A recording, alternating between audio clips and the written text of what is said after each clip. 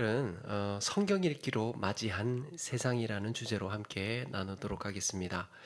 중세 유럽에서 근대 사회로 넘어오면서 르네상스라는 굉장히 큰 변화가 있었습니다. 이 와중에 이제 르네상스와 종교 개혁도 일어나게 되는데 앞에서 말씀드렸듯이 르네상스하고 종교 개혁은 서로 맞물려 있는 사건입니다.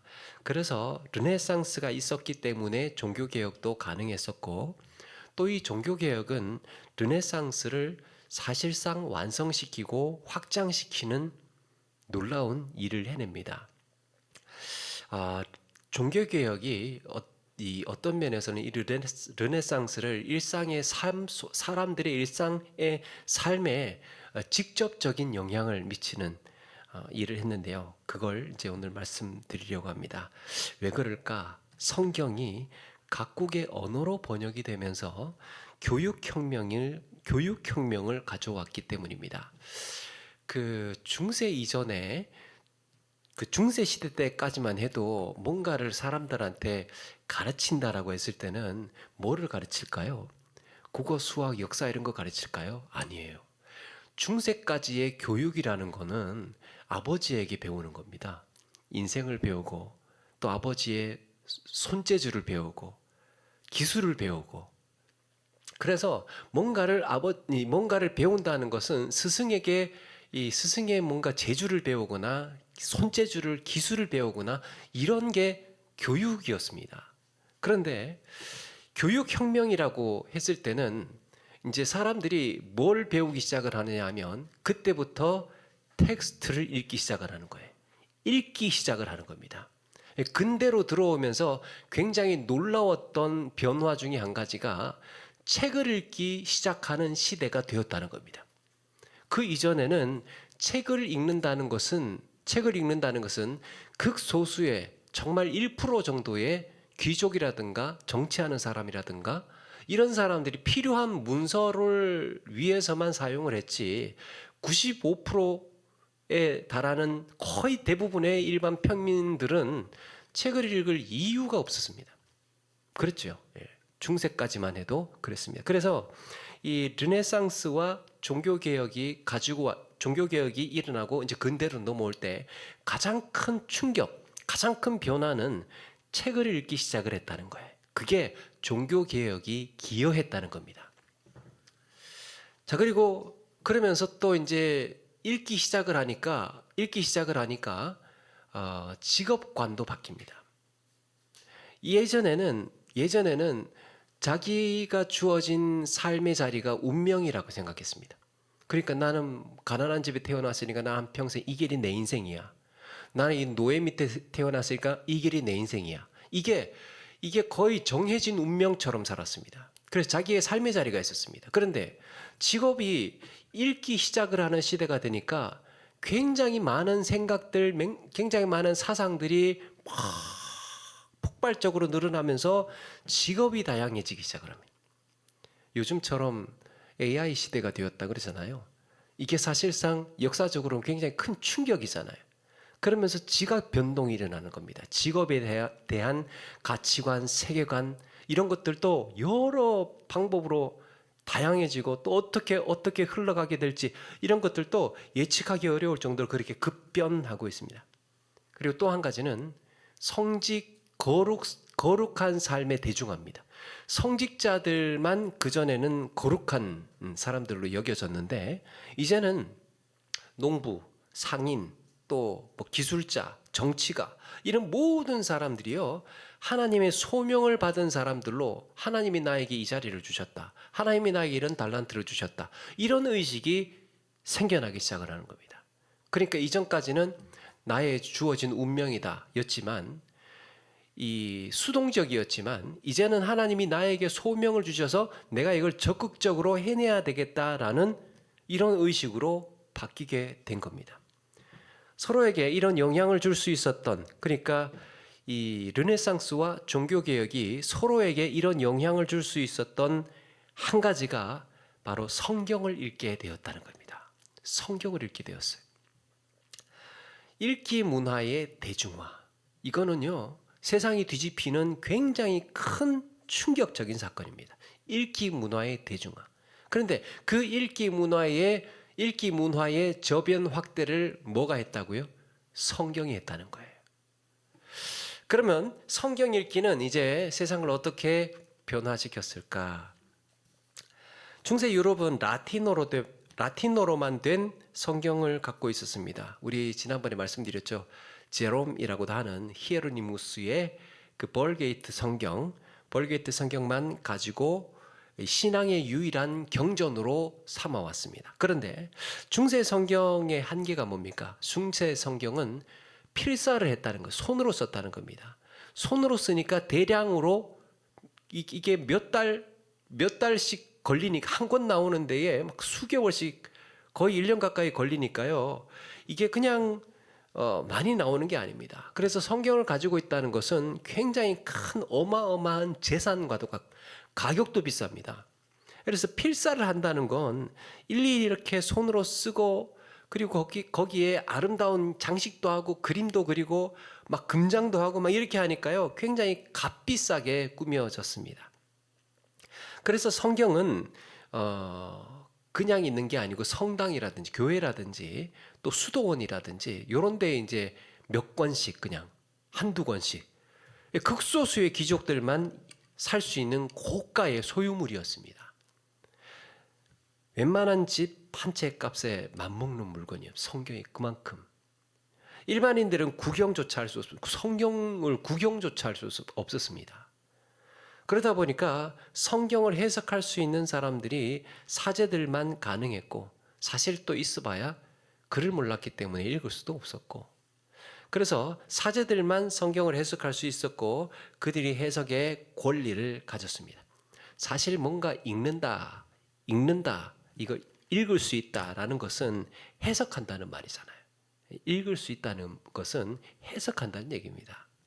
그런데 이제 읽기 시대가 되었습니다. 어떤 변화가 일어나느냐? 피렌체를 중심으로 해서 들어오는 엄청난 고대의 문물과 문헌들로 인해서 인문학에 대한 관심이 커지면서 막 근대 사상이 이제 생겨나고 그 중에서 히브리어, 헬라어 이런 고대 언어들에 대한 관심이 커지면서 옛날 그 고대 문헌들, 특별히 그 성경 원서들 이런 것들 읽을 수 있어야 하니까요. 이 원서로 기록된 성경을 이제 읽을 수 있게 되니까 어떻게 바뀌느냐? 자국어로 번역을 하기 시작합니다. 물론 번역의 역사는요, 굉장히 꽤 오래됐습니다.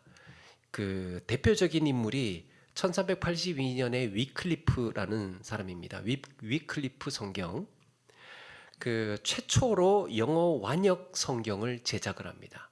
1382년에 위클리프가 영어로 된 성경을 완역으로 제작을 합니다. 그런데 이제 우리가 알아야 될 게 뭐냐? 그때는 인쇄술이 발달을 했습니까? 1382년이니까 인쇄술이 아직 나오지를 않았던 시기입니다. 당연히 필사본을 했습니다. 그러다 보니까 사람에게 널리 전해지지를 못했습니다. 또 한 가지. 뭘 가지고 번역을 했느냐는 하는 거예요. 뭘 보고 번역을 했느냐? 뭘 가지고 했느냐 하면 기존의 벌게이트 성경, 중세 교회에서 쓰고 있던 그 라틴어 성경을 가지고 그냥 영어 성경으로 번역을 한 겁니다. 그러다 보니까 이제 이 성경을 번역을 해도 어차피 라틴어 그 성경에서 번역을 한 것이니까 이게 뭔가 혁신적인 의미 있는 것은 되지를 못했습니다. 그러면 성경 번역을 할 때 의미 있는 번역 성경이 되려면 뭐가 충족이 되어야 할까요?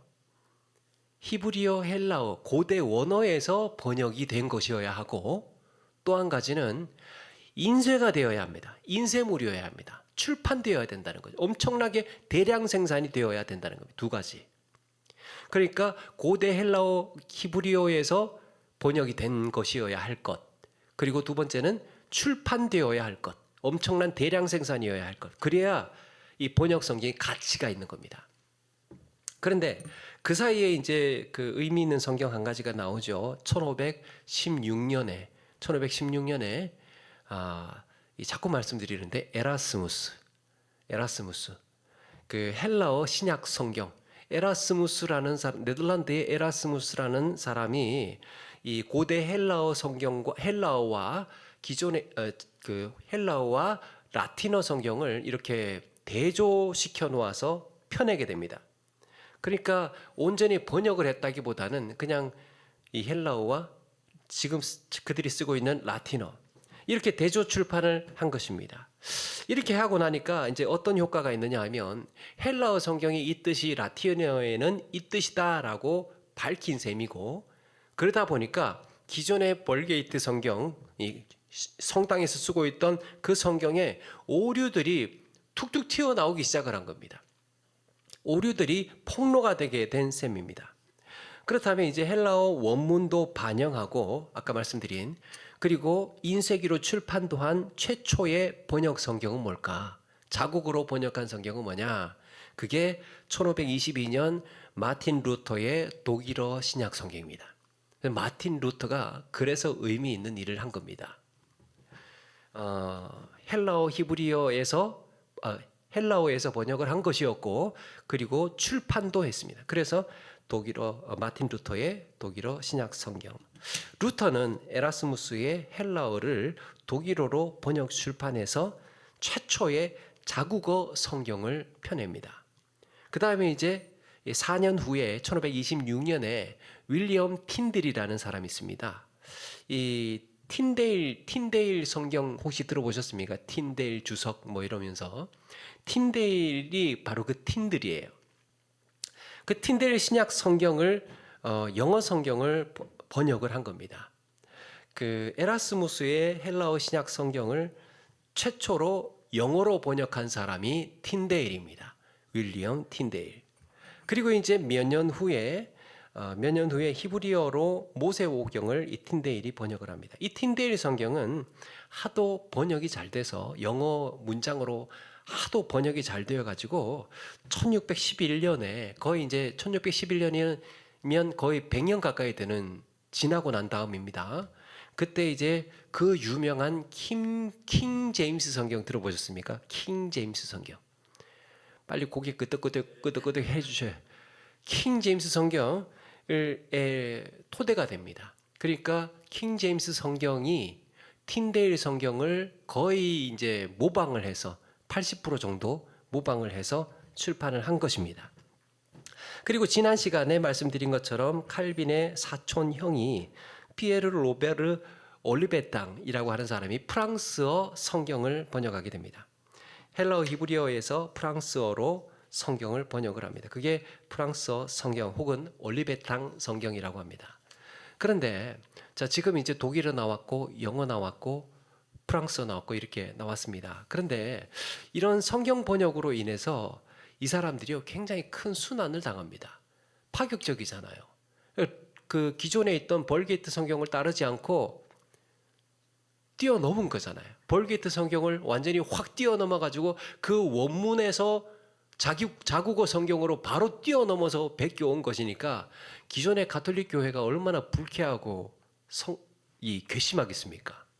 그래서 여러분 존 위클리프는요 엄청난 비난을 받고 이단 판정을 받습니다. 성경 번역하면 이단 판정 받던 시대예요. 그리고 나중에 그야말로 부관 참시합니다. 죽었는데 끄집어내 가지고 화형시키고 강물에 뿌려버려요. 존 위클리프가 그렇게 죽었습니다. 영어 성경 번역을 해서 시신을 파내 가지고 화형을 시키고, 루터는 이제 성경 번역부터는 아니지만 루터는 자기 주장을 철회하지 않자 제국에서 이 제국 의회에서 추방령을 내립니다. 그리고 잡아서 죽여도 좋다고 그렇게 허락을 합니다. 이때 이제 기사들이 묘한 일이 벌어지는데요. 참 루터는 영화 같은 장면들이 많습니다. 기사들한테 납치가 됩니다. 이 신분을 밝힐 수 없는 누구인지 모르는 기사들에게 납치가 되는데 비텐베르그 대학의 설립자인 프리드리히 3세가 루터를 구하기 위해서 마치 실종된 것처럼 싹 빼돌려 가지고 이 바르트부르크 성이라는 곳에서 숨어 지내게 합니다. 저 사람이 가톨릭 신자임에도 불구하고 루터를 그만큼 많이 아꼈던 것 같아요. 그 비텐베르크 성당, 비텐베르크 대학이 이 루터가 가르쳐서 성경을 가르쳤던 대학이고 거기서 종교 개혁을 하게 되죠. 95개조 방법문을 거기다가 붙이게 되는데 그 학교의 설립자입니다. 그리고 바르트 브루크성은 이제 루터가 도망을 해서 피신해 있었던 그곳입니다. 저기 이제 가면 저는 사진으로만 봤지만 거기 이제 루터가 이 공부하고 성경을 번역하고 있던 방이 아직도 그 유적으로 남아 있다고 합니다. 사진으로만 봤습니다. 예, 그곳에서 이제 그 독일어 신약 성경을 번역을 하는 겁니다. 그리고 틴데일 역시 조금 전에 말씀드린 틴데일 역시 영어로 성경을 번역을 했다가 체포가 되어서 이단 혐의를 받고 유죄 판결을 받고 저 그림입니다. 그 목이 졸려서 죽고 난 다음에 화형에 처해지게 되는데 이 틴데일이 죽어가면서 그게 유명합니다. 그 왕이여, 하나님이여 왕의 눈을 뜨게 하옵소서. 진리를 보게 해주옵소서. 제대로 된 것을 판단하고 분별할 수 있게 해달라고. 하나님 왕의 눈을 뜨게 하옵소서. 그러면서 이제 마지막 말을 남기고 죽었다고 합니다. 화형에 처해졌습니다. 프랑스 성경을 번역한 올리베 탕 역시 박해를 피해서 망명을 해야 했습니다. 이렇게 성경을 번역한 사람들 다 도망가거나 피신하거나 화형을 당하거나 이렇게 됐다는 거예요. 그런데 오는 봄은 막을 수 없듯이 이후에 이 사람들의 이런 업적들이 있었기 때문에 나중에 개혁가들과 번역자들을 통해서 많은 버전의 성경들이 막 여기저기서 이 나라 저 나라에서 번역이 되기 시작을 합니다.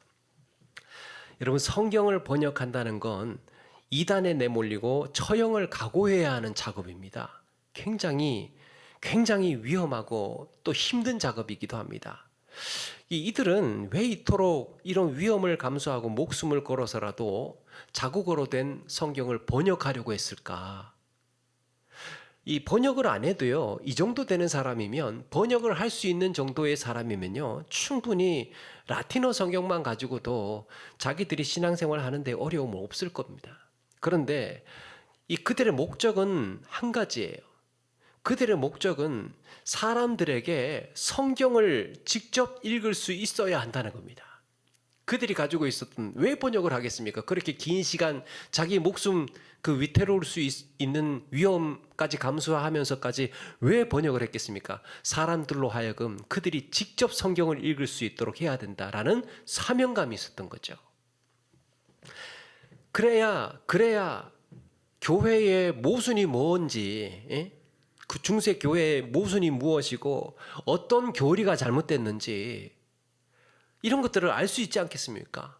이런 번역 작업이 있었기 때문에 진실을 아는 자들이 생겨나고, 성경에서는 이렇게 말씀하고 있구나. 아는 자들이 생겨나고 오직 성경, 그래 오직 성경이다. 이렇게 오직 성경이라는 힘을 얻을 수 있었고 종교개혁이 가능했던 겁니다. 번역이 된 거예요. 번역된 성경을 사람들이 읽기 시작하면서 힘이 생기기 시작한 겁니다. 여기서 사람들이 성경을 읽기 시작할 때요, 묘한 일이 벌어집니다.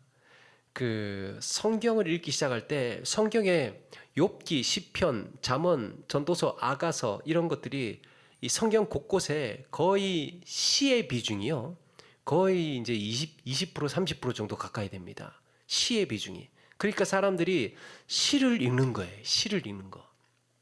또 창세기, 출애굽기 뭐 이런 데에서부터 성경의 한 45% 정도가요, 이야기로 되어 있습니다. 그렇죠?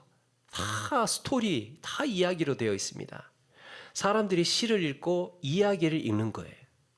그동안 교인들은요, 가르침만 배워왔습니다. 이래야 된다, 저래야 된다, 하나님은 이렇게 말씀하셨다, 이렇게만 배워왔는데 이제는 맥락을 아는 겁니다. 해석을 하는 겁니다.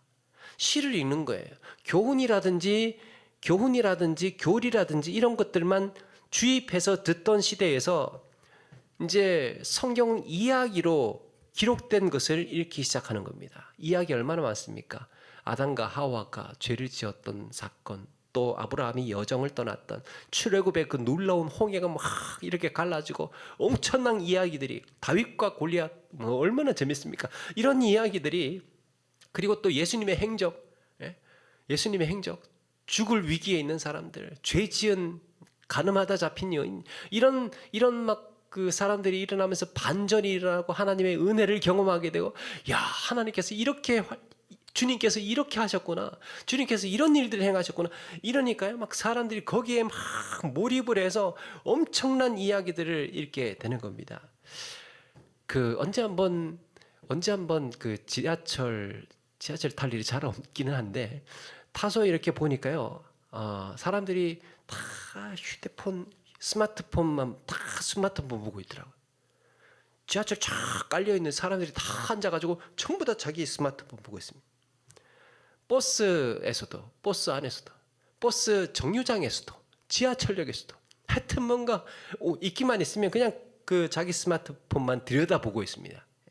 그거 참 묘하더라고요. 야, 사람들 저기에 다 저렇게 몰입하고 저기에 빠져 있구나. 얼마나 재미있고 얼마나 볼 게 많았으면 그렇게 자기들끼리 그렇게 하고 있었구나. 거기에 막 유튜브, 넷플릭스 이런 것들 한참 그렇게 빠져 있는 겁니다. 그런데 우리가 한 30년 전? 30년 전 정도만 해도 3, 40년 전 정도만 생각을 해도요. 전처가면 어떤 풍경이 있느냐 하면 잡지 보는 사람들, 신문 이렇게 접어서 신문 보는 사람들, 책 보는 사람들 이런 사람들이 솔솔했습니다. 그렇죠? 그렇게 있었는데 이게 이제 스마트폰이라는 것이 생겨나면서 확 세상이 뒤집어진 거죠. 읽기 문화가 시작되던 무렵이 그랬습니다. 읽기 문화가 시작되던 무렵이 자국어로 성경이 이제 번역이 되고 인쇄술을 통해서 성경이 엄청나게 보급이 되면서 가격도 확 엄청나게 이제 가격도 누구나 쉽게 구할 수 있고 살 수 있는 책으로 이제 바뀌어지게 됐고 사람들은 성경 읽기에 빠져들어가는 겁니다. 성경 속의 하나님의 역사는 또 사람들의 상상력을 자극했고 읽는 문화, 쓰는 문화로 자라나기 시작을 합니다. 사람들이 읽기를 좋아하고 쓰기를 좋아하는 시대가 되니까 뭐가 발달하겠습니까? 문학이 발달하는 거예요. 영문학, 동문학, 불문학 이런 것들이 이제 책을 쓰면 뭐합니까? 책을 쓰면 뭐합니까? 읽을 수 있는 사람이 있어야 쓸 거 아니에요. 그리고 볼 사람이 있어야 그 작가들이 글을 쓸 거 아닙니까? 그러니까 발달하는 거예요. 읽을 수 있는 사람들이 많아지니까 작가들이 글을 쓰는 겁니다. 현대문학의 발전이 시작되고 있었던 겁니다. 성경을 읽으면서. 대표적인 예가 있습니다. 조금 지난 이야기지만 존 버년의 철로 역정이 그렇습니다. 그 1678년도에 크리스찬이라는 청년이 그 사람 이름이 청년이 이제 그 파메르 도시에서 떠나서 이제 천성을 향해 천국을 향해서 가면서 겪게 되는 이야기를 다루고 있습니다. 그 성경의 이야기를 이제 철로 역정 정도 쓸 수 있으려면 성경의 내용들을 어느 정도 다 소화해야 이해할 수 있는 것이고 성경의 내용들을 알고 있어야 그런 소설들을 쓸 수가 있는 거죠. 그래서 그걸 작품 기반으로 해서 쓰게 됐다는 겁니다.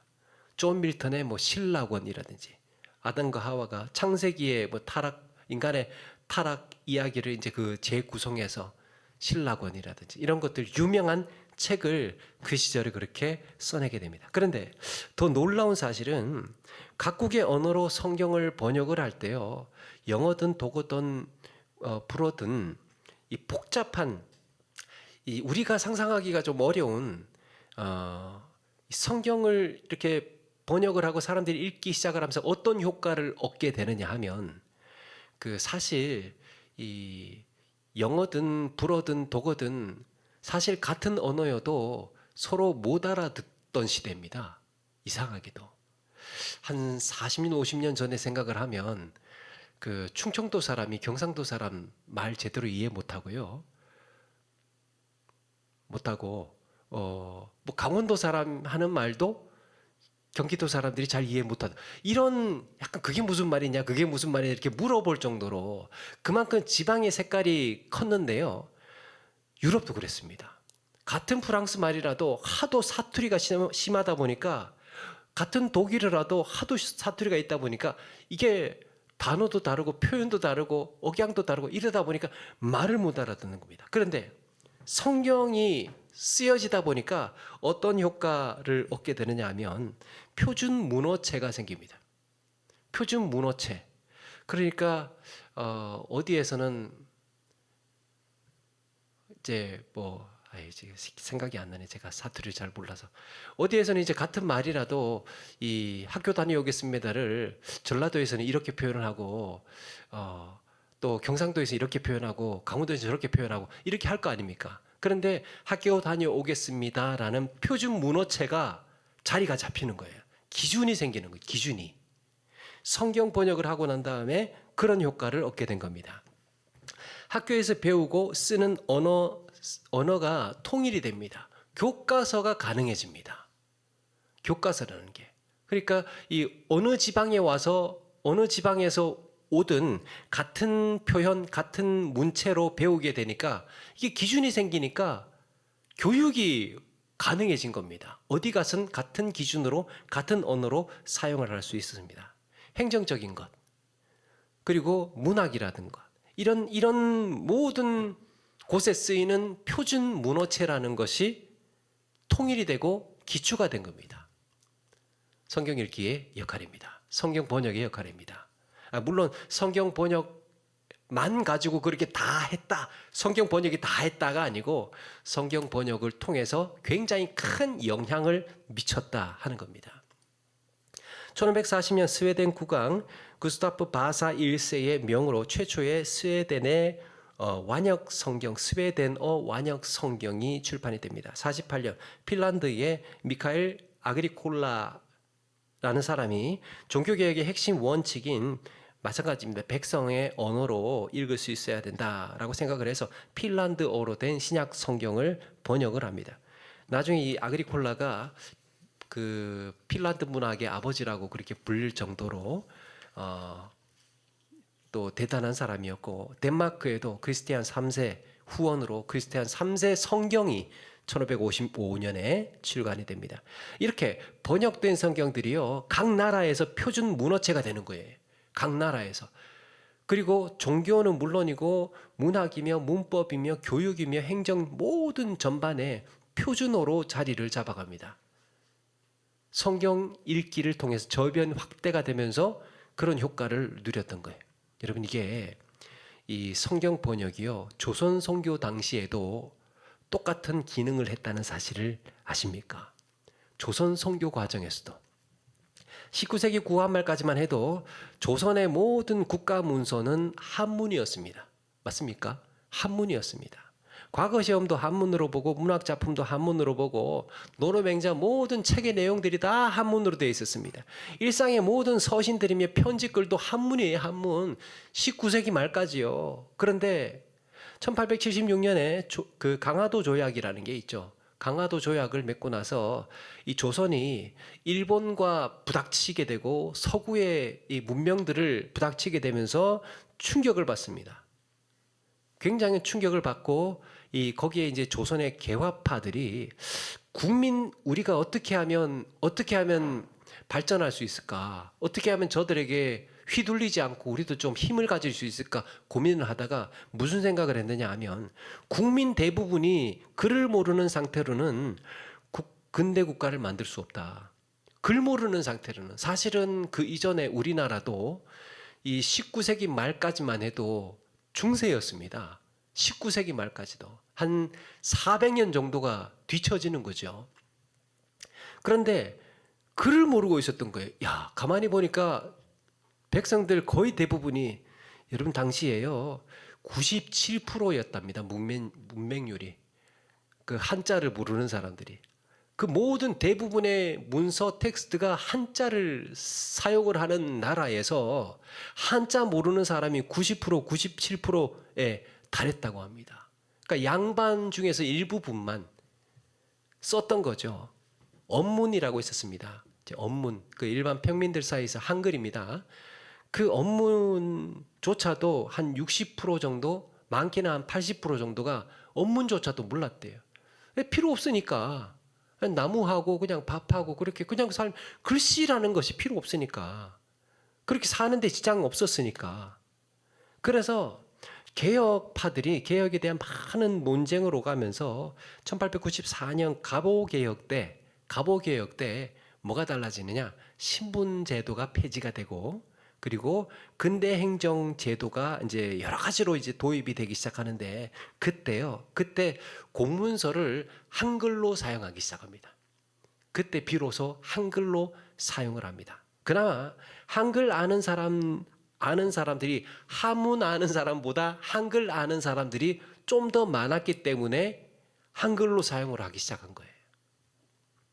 그런데 그 당시에 이제 우리 한글로 쓰겠습니다. 이제 앞으로 한글로 쓰겠습니다. 이렇게 공포를 했는데 한글 가르치는 학교가 어디 있었습니까? 조선시대에. 한글 가르치는 학교가 어디 있어요? 그냥 언니한테 형한테 배우는 겁니다. 그냥 이런 글을 쓰고 있으니까 배우는 거예요. 학교가 없었어요. 한자 가르치는 서당은 있어도 한글 가르치는 학교라는 건 존재하지 않았습니다. 당시 어디서 배우겠습니까? 그런데 선교사들을 통해서 성경이 한글로 번역되기 시작을 한 무렵이 딱 그 무렵입니다. 선교사들을 통해서 한글로 성경이 번역되기 시작하던 무렵, 성경 찬송이 대량으로 인쇄되고 퍼지기 시작을 합니다. 그런데 성경을 퍼지는 건 좋은데 뭐가 문제입니까? 읽어야 될 거 아니에요. 성경을 읽으려면 글을 알아야 했던 겁니다. 그래서 교회에서 글을 가르친 거예요. 교회에서 전국적으로 교회마다 야학이며 막 농사하고 장사하고 와서 저녁에 배우는 겁니다. 한글 배우는 거, 한글. 주일학교에서 한글 배우는 겁니다. 그리고 성경 읽기를 하는 거예요. 성경 암송을 하는 겁니다. 우리 언어 배울 때 암송하잖아요. 암송. 성경 암송하고 쓰기하고 성경 쓰기하고 암송하고 그렇게 시작이 된 겁니다. 또 선교사들이 세운 학교에서 한문 가르쳤을까요? 한글 가르쳤을까요? 빨리 대답하셔요. 한글 가르쳐요. 선교사들이 세운 학교에서 한문 안 가르치고 한글 가르쳐요. 한글. 성경 읽기 하려고. 일제강점기 때 학교에서는 일본말 쓰게 했잖아요. 일본어 쓰게 했잖아요. 그런데 교회에서는 한글 썼습니다. 교회에서는 한글로 성경 읽고 한글로 찬송하고 한국말로 기도했습니다. 그게 교회예요. 성경을 번역하려면 여간 고민이 아니었습니다. 번역하는 과정에서도. 왜냐하면 아까 말씀드린 중세 시대에서 근대로 넘어올 때 성경을 번역하던 그 고충과 같은 겁니다. 한국에서도 성경을 번역하려면 표준 문체가 없었어요. 표준어가 없었던 겁니다. 그래서 그 한글 학자들도 한글을 보급할 때 맞춤법을 뭘로 해야 되나, 또 띄어쓰기는 어떻게 해야 되나, 어떤 단어가 더 적절한가, 어떤 걸 표준으로 기준으로 세울 것인가, 이런 것들에 대해서 굉장히 그게 고민이었을 겁니다. 그래서 일일이 하나하나 의논하고 하나씩 연구를 하게 됩니다. 우리가 그 협력하고 있는 선교사 중에 성경 번역 선교회에 그 선교사들이 사가 있는데요. 거기에서도 마찬가지로 그 지금 말레이시아에서 있는데 이제 하나를 번역을 하려면 그만큼 그 사람들의 문화, 생활, 단어 이런 것들에 대해서 그만큼 연구를 하고 고심을 해야 된다고 합니다. 사실 그냥 후루룩 그냥 번역하고 말면 그냥 쉬운데 그게 힘들다는 거예요. 그들의 일상의 언어를 어떤 것을 표준으로 할 것인가, 어떤 표현이 쉬운가, 어떤 표현이 더 많은 사람들이 이해하는 표현인가, 이런 것들을 이제 연구하고 고민하는 그게 시간이 오래 걸린다고 합니다. 자, 그렇게 해서 자연스럽게 표준 문체가 형성이 됩니다. 이게 루터가 번역한 성경의 독일의 표준화에 기여한 것과 매우 흡사합니다. 한글을 번역을 할 때, 물론 이제 다른 경로를 통해서도 한글이 보급이 되는데 대표적인 것이 독립신문, 그리고 독립신문을 창간한 서재필 박사님이 사실은 독실한 기독교 신자입니다. 조선어학회가 있었죠. 핵심 인물이 상당수가 기독교인들입니다.